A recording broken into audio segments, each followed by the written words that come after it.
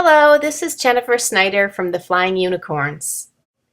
Today I'm going to be altering a paper mache dress form that's pretty tall. It's 13 inches tall. I decided to use Maya design paper and lace to make the dress. The key to molding paper is to get the paper pretty wet, the front and the back. From there, I'm using soft matte gel and coating the paper mache dress form pretty thickly. The next step is to take the paper and just mold it around the dress form. The combination of water and gel will make the paper stick nicely. You'll have to work the paper with your fingertips until you're satisfied and the paper is in place. The first layer of the skirt is a piece of lace that I just want a little bit of a vintage touch. So I'm going to ink it up with vintage brown ink.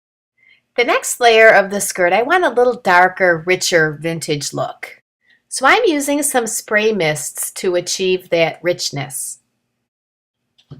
I'm going to cut the lace to the size that I need it and wrap it around the body of the dress form. Now it's time to embellish the dress. I'm going to add some ribbon as a sash and top that with some pretty pearled trim lace. I'm also going to top the neckline with some lace as well. There's a few reasons why I do this.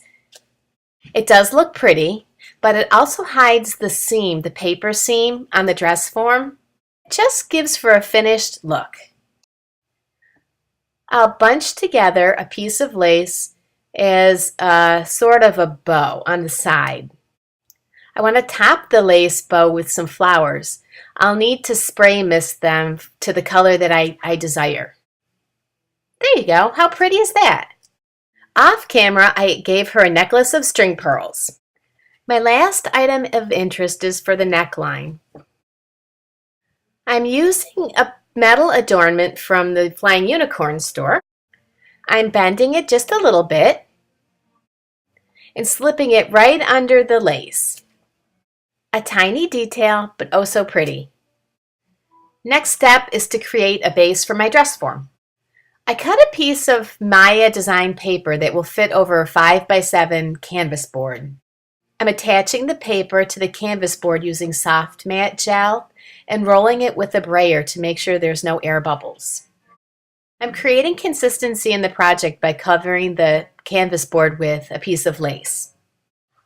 I'm attaching the dress form to the canvas board using a strong glue. You may have a favorite glue, but I've offered some suggestions.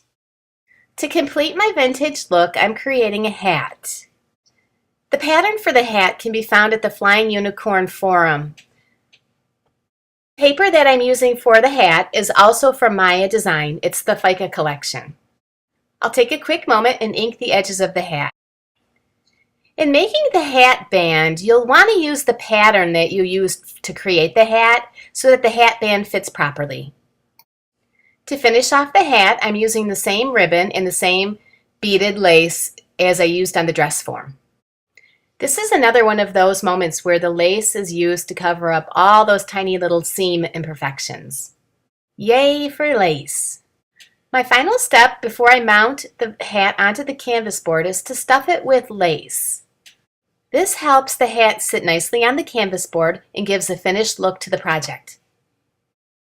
I've embellished the project with some Prima flowers, those are the large purple ones, a feather in the hat, some string pearls, the Prima parchment flowers that we misted in a previous step, some Flying Unicorns metal adornments,